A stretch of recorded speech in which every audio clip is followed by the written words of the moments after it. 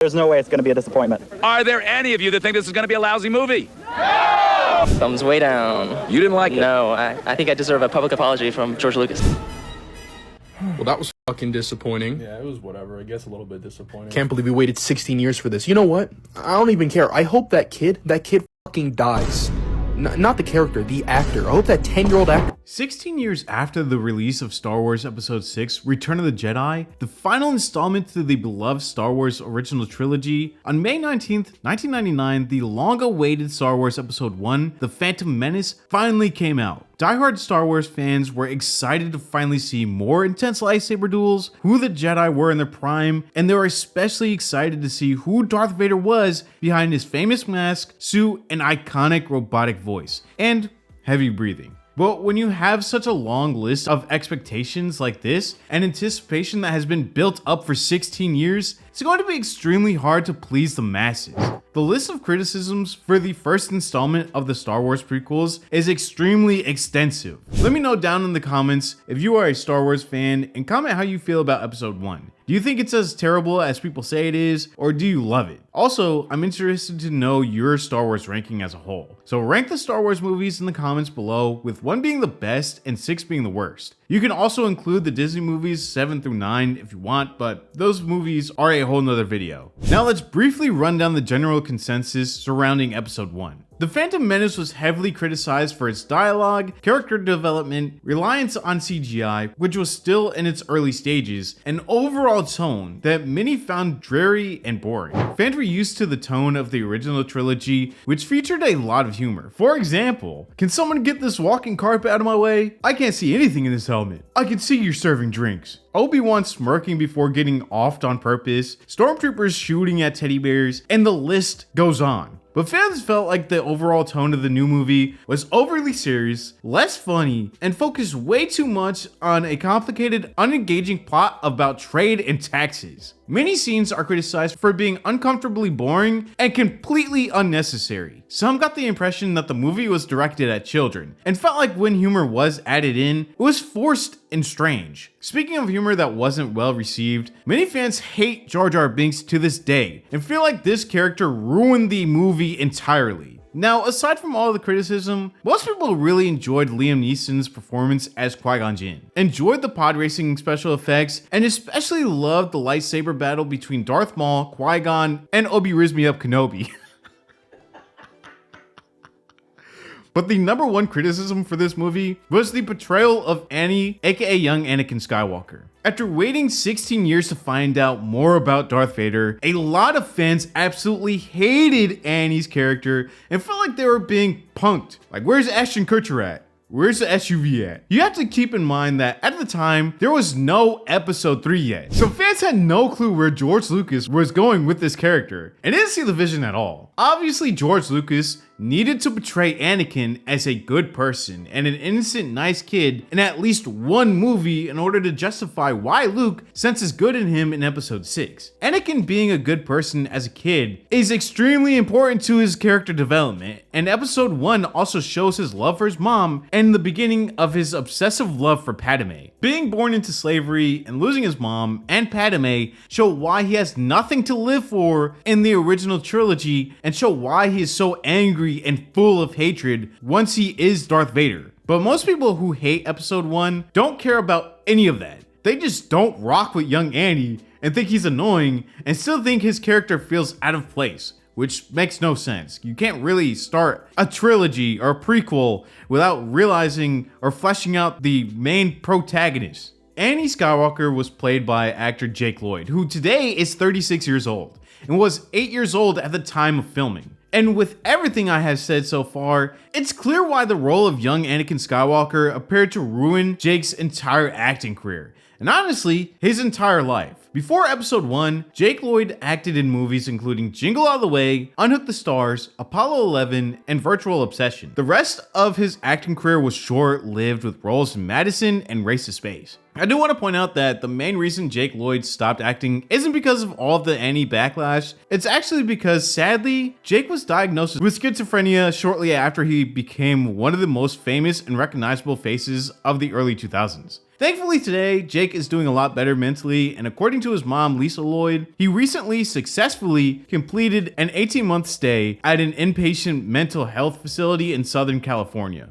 In an interview from this past January, Jake says he is now accepting continued treatment, therapy, and medication, and says everyone around him has been very supportive and helpful, which is great to hear. Not knowing about Jake's struggles with mental health, the internet assumed that the public's hatred of Anakin Skywalker was so intense that it caused Jake to quit acting altogether. But in a 2024 interview, Jake's mom, Lisa, firmly debunked these assumptions and internet speculations. She made it clear that the audience reaction to The Phantom Menace did not contribute to Jake's mental health decline. For years online, the narrative surrounding Jake was that he faced intense bullying at school due to his Star Wars role, and rumors claimed that this bullying and an infamous Newsweek article that criticizes acting ruined his life. But Lisa says that in reality, she was able to shield him from that article and all of the online hate. But even though Jake was thankfully shielded from all of this hate, the hate for Annie online was extremely intense and still is to this day. The infamous Newsweek article was released in January 1999, 4 months before the release of episode 1. The article claimed the kid can't act. Insiders called 9-year-old Jake Lloyd, who plays Anakin Skywalker, Anikan Skywalker. Word is, he stinks. The article claimed that Jake Lloyd's only redeeming quality was being cute. In response to this article, Ron Howard, who has directed many popular and critically acclaimed movies including Apollo 13, A Beautiful Mind, and How the Grinch Stole Christmas, wrote, "While your Buzz Wars Episode 1 piece was generally snide and insipid, the pot shot at 9-year-old Jake Lloyd was downright irresponsible." The piece cites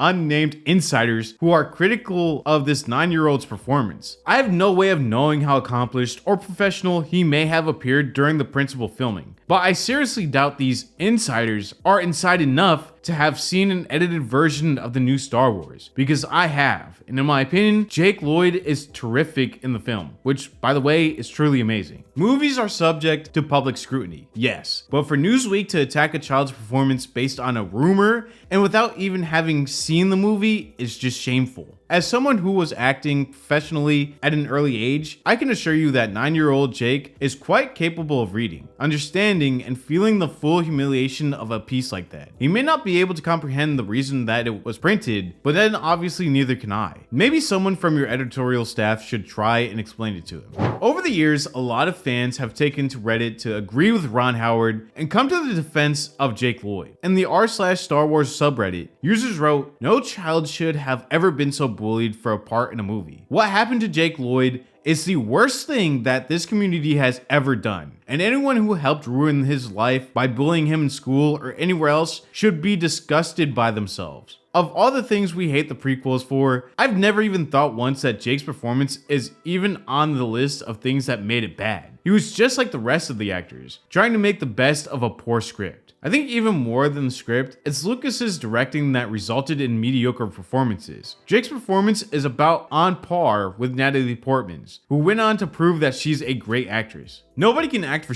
if you're giving lines like, "Yippee! You've been a great pal." Now this is pod racing. It's more Lucas's fault than his. He hadn't any opportunity to act well. I don't think Jake's performance was that good, but it was the best you could expect from a 9-year-old actor, and definitely doesn't deserve the ridicule that he's gotten. I never thought the actors were stupid. I thought the characters sucked. Jar Jar in particular. It's fine to hate a character, but don't transfer it to the actor. They are doing what they can with the material they work with. And in large productions, a lot goes into a performance. Writing, designing, directing, and acting. It's a double-edged sword to become the face of a character, and people should not be shunned for a character failing. Man, being a kid in this era was so weird. I saw the movie and loved it. All my friends did. Nobody had anything bad to say about it until I was a teenager. And even then, it was people in TV shows making fun of Jar Jar. I was completely blind to all the hate and thought everything about this movie was so cool. It was also fun when those same people who loved it decided it wasn't cool 10 years later. Today, Jake is very appreciative for all of the fans who have come to his defense time and time again over the years. Jake says he is still a huge Star Wars fan to this day and has fond memories of making The Phantom Menace and interacting with fans. Jake says, "The experience I've had with the fans is immediately therapeutic. Right now, it's still therapeutic. It's helpful for people and healthy. It isn't something I'd shy away from." Regarding Jake's improved mental health, his mom says, "Jake's actually getting so much better than he was. It's a big relief for me and the rest of his family. We're all just thrilled that he's doing as well as he is, and that he's working really hard at it. We appreciate that. Even though the hatred of Anakin Skywalker isn't what made Jake quit acting, it's pretty terrible how much hate he received for his role. He never really deserved all of the backlash. And as we saw with the hatred Hayden Christensen also received as older Anakin, and how the portrayal of Anakin arguably ruined his acting career after episodes 2 and 3, you can come to the conclusion that acting in such a huge role and portraying such a famous character is likely to ruin your career as an actor. The Star Wars fanbase enjoyed Hayden Christensen's added cameo to episode 6 and his role in the Obi-Wan Kenobi show on Disney+. But the hatred of his role in episode 2 really derailed his acting career. Natalie Portman, who plays Padme, had to work really hard to have a successful acting career after episode 1 and prove she was more than just Padme from Star Wars. But I want to know what you guys think about all the hate surrounding Star Wars actors and how these huge roles can ruin actors' lives for decades after the films are released because of all the hate from diehard fans who aren't easily satisfied. Thank you all so much for watching. Please leave a like and subscribe to the channel, and I'll see you in the next video. What follows is a brief construction montage. For example, can someone get this walking carpet out of my way? Do I do that? Can somebody get this walking carpet out of my way? I can't see anything in this helmet. I can see your serving face, C-3PO.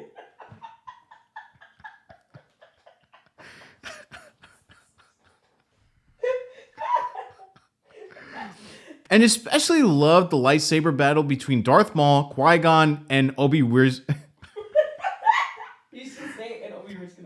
And Obi Riz Me Up Kenobi. And Obi Riz Me Up Kenobi. So fans had no clue where Jingle all the way. I need to get the tower down. Now, thank you all so much for watching, and I'll see you. Imagine. We hope you enjoyed this brief construction montage.